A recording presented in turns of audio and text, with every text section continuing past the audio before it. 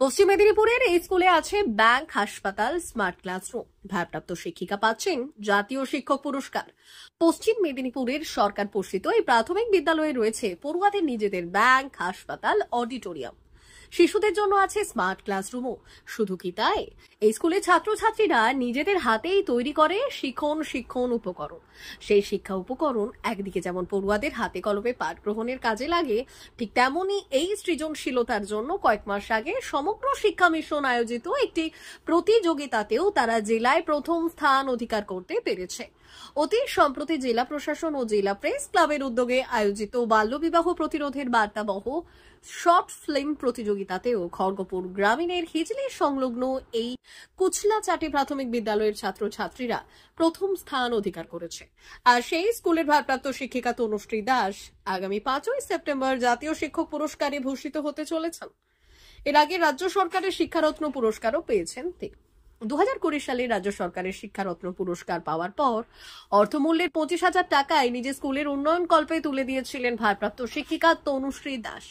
আগামী 5ই সেপ্টেম্বর দিল্লির বিজ্ঞান ভবনে তার হাতে রৌপ্য পদক এবং 50,000 টাকা তুলে দেবেন রাষ্ট্রপতি দ্রৌপদী মুর্মু। এই অর্থ নিয়ে নতুন কিছু ভাবনা? তনুশ্রী বললেন, মেডেলখানি আমার হলেও এই অর্থে আমার একার কোনো অধিকার নেই। এই অর্থ যতখানি আমার, ঠিক ততটাই আমার সহকর্মী, সহপড়ুয়া ও অভিভাবকদের। তাই স্কুলের জন্যই এই 50,000 টাকা ব্যয় করব। 2022 সালে কুচলাচাটি প্রাথমিক বিদ্যালয়ে কেন্দ্রীয় সরকারের স্বচ্ছ বিদ্যালয় পুরস্কার সম্মানও পেয়েছে। 2023 সালে রাজ্য সরকারের নির্মল বিদ্যালয় পুরস্কারও পায় এই স্কুল। 1999 সাল থেকে শিক্ষকতা করলেও 2016 সালে কুচলাচাটি প্রাথমিক বিদ্যালয়ের ভারপ্রাপ্ত প্রধান শিক্ষিকার দায়িত্ব গ্রহণ করেন তনুশ্রী দাস। দীর্ঘ এই শিক্ষকতা জীবনে শুধু স্কুল নয়, তিনি বদলে দিয়েছেন স্কুলের আশেপাশের পরিবেশও। আর্থিকভাবে পিছিয়ে থাকা এই এলাকার ছাত্রছাত্রীরা এখন স্কুলের কাচের আলমারিতে থরে থরে সাজিয়ে রাখা লক্ষ্মীর ভাড়ে প্রতিদিন 1 টাকা, 2 টাকা, 5 টাকা করে জমায়। সেই সঙ্গে তিনি মনে করেন, আমার জীবনের সবথেকে বড় প্রাপ্তি অভিভাবকদের আস্থা অর্জন, আর অবশ্যই সহকর্মীদের সহযোগিতা, প্রাক্তনীদের সঙ্গে সুসম্পর্ক এবং বর্তমান পড়ুয়াদের অগ্রগতি। এসব নিয়েই আগামী দিনও এগিয়ে যেতে চাই। ভালো লাগছে, ভীষণ ভালো লাগছে। কি পুরস্কার পাচ্ছেন আপনি? আমি এই ন্যাশনাল অ্যাওয়ার্ড পাচ্ছি, যেটা রাষ্ট্রপতি মহোদয়া দেবেন।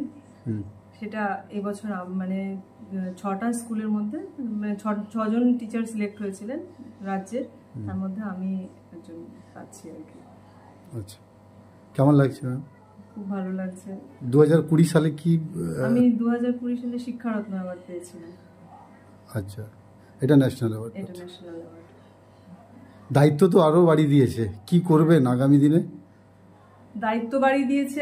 আমার অ্যাকচুয়ালি আমার স্বপ্নটাই হচ্ছে যে স্কুলের বাচ্চাদেরকে এগিয়ে নিয়ে যাওয়া। যেহেতু আমার স্কুলে যারা পড়তে আসে তারা একদম ব্যাকওয়ার্ড ক্লাস, যাদের বাড়িতে কোনো পড়াশুনোর চর্চা বা কিছু সেরকমভাবে নেই, তো আমার উদ্দেশ্যই হচ্ছে যে ওদেরকে এগিয়ে নিয়ে যাওয়া যে কোনো ক্ষেত্রে। সেই জন্য শুধু যে আমি পড়াশুনোর উপরে জোর দিচ্ছি সেইভাবে নয়, সব কিছুকেই মানে কো কারিকুলার অ্যাক্টিভিটিস থেকে শুরু করে মানে বিভিন্ন ছোটোখাটো সোশ্যাল ওয়ার্ক, সেগুলো ওদের জন্য আমি করে থাকি। তার কারণ একটাই, যে ওদেরকে সার্বিক উন্নতি করাটাই আমার উদ্দেশ্য। রাজ্য জুড়ে স্কুল তো বন্ধ হয়ে যাচ্ছে, আপনি স্কুল গড়েছেন, একটা অদ্ভুত স্কুল, কি বলবেন? এটাই বলবো যে টিচাররা যদি একটু এফোর্ট দেন, অবশ্যই স্কুলগুলো আবার ঘুরে দাঁড়াতে পারবে। আর সব থেকে বড় কথা, আমার যে স্কুলটা উন্নতির পেছনে যে শুধুমাত্র আমার পরিকল্পনা, আমার এটা নয়। স্কুলের পরিকল্পনাটা আমি করেছি, কিন্তু আমার কলিগরাও ভীষণ ভালো এবং হায়ার অথরিটিসরাও আছেন, ওনারাও সহযোগিতামূলক আচরণ করেছেন বিভিন্ন সময়। গ্রামবাসীও খুব সহযোগী, সেই জন্যই আমি এগিয়ে যেতে পেরেছি। আর সব থেকে বড় হচ্ছে যে এই দীর্ঘ আমার যে কর্মজীবনে সবচেয়ে বড় পাওয়া হচ্ছে আমার অভিভাবকদের বিশ্বাস। সেটা আমি অর্জন করতে সক্ষম হয়েছি এবং এটার মূল মানে ক্রেডিট কিন্তু সবার, আমাদের সব টিচারদের এবং সবারই। স্কুলে কি কি বানিয়েছে ম্যাম? স্কুলটা অ্যাকচুয়ালি স্কুলের মূল যেটা হয়েছে সেটা হলো বাচ্চাদের মানে বাড়িতে গিয়ে পড়াশুনোর পরিবেশটা নেই, সেই জন্য আমি স্কুলেই যেন বাচ্চার পড়া হয়ে যায়, সেই জন্যই চেষ্টা করেছি। এই উদ্দেশ্যে আমরা মানে প্রচুর টিএলএম তৈরি করেছি। টিএলএম মানে টিচিং লার্নিং মেটেরিয়াল, যেগুলো মানে ফেলে দেওয়া জিনিস দিয়ে লো কস্ট প্রোডাক্ট দিয়ে তৈরি করেছি।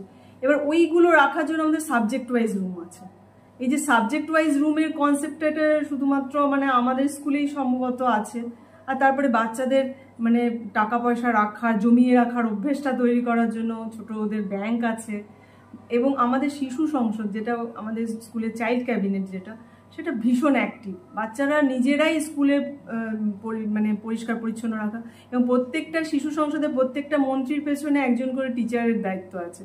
তারা মানে শিশু সংসদকে চালনা করেন, এবং স্কুলটা ওই জন্যই এত দূর এগোতে পেরেছে আর কি, মানে এগিয়ে নিয়ে যেতে পেরেছি শিশু সংসদ অ্যাক্টিভ বলে। আরেকটা জিনিস যেটা হয় সেটা হচ্ছে আমাদের টিচার্সদের জন্য টিচার্স ডায়েরি এবং টিচার্স ক্যালেন্ডার আছে। টিচার্স ক্যালেন্ডারে লেখা আছে যে কোন টিচার কতটুকু কোন মাসে কতটুকু পড়বে। আর টিচার্স ডায়েরি রেগুলার প্রতিদিন মেনটেন হয়, যে একটা টিচার মানে কি মানে একটা প্রিপারেশন নিয়ে যেতে হয়। একটা ক্লাসে শুধু যদি আমরা চলে যাই তাহলে কিন্তু ক্লাস নেওয়া কঠিন। আমরা যদি আগে থেকে মানে চিন্তা ভাবনা করে যাই যে আমাদের কি পড়াতে হবে, তাহলে আমাদের সুবিধা হয় আর কি। সেইটা আছে এই টিচার্স ডায়েরিতে।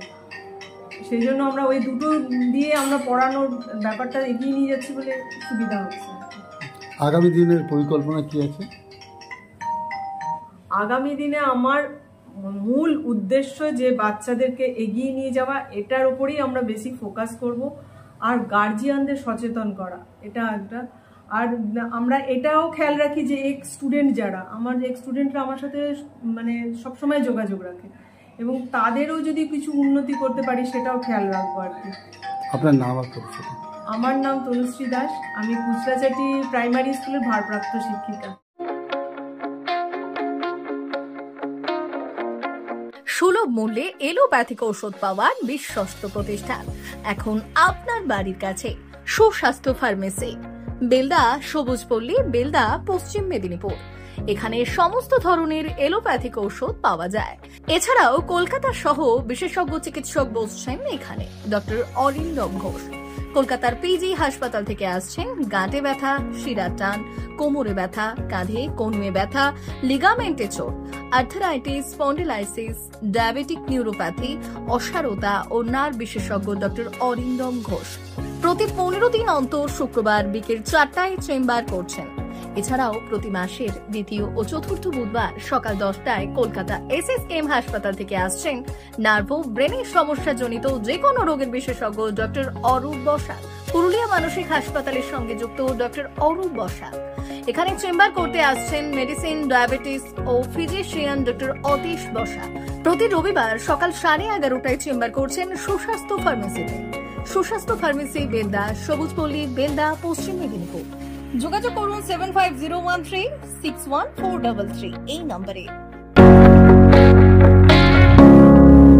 ওড়িশার জ্যোতি হসপিটাল ও বালেশ্বরের খ্যাতনামা গ্যাস্ট্রোএন্টারোলজিস্ট ডক্টর কুমার পাত্র এখন বেলদাতে চেম্বার করছেন। Kumar Patra MBBS, MD, ex SR gastroenterologist, sonologist, trained ERCP। আসছেন আগামী 3রা আগস্ট রবিবার বিকেল 3:30 অনুকূল মেডিকেলে, Deuli hospital road, Belda, SDPO অফিসের কাছে। প্রতি ইংরেজি মাসের প্রথম রবিবার বিকেল 3:30 চেম্বার করছেন চিকিৎসক কুমার পাত্র। চিকিৎসকের পরামর্শ পেতে আজই চলে আসুন বেলদা অনুকূল মেডিকেলে। যোগাযোগ করুন এই নম্বরে 8597553607 অথবা 9382656206।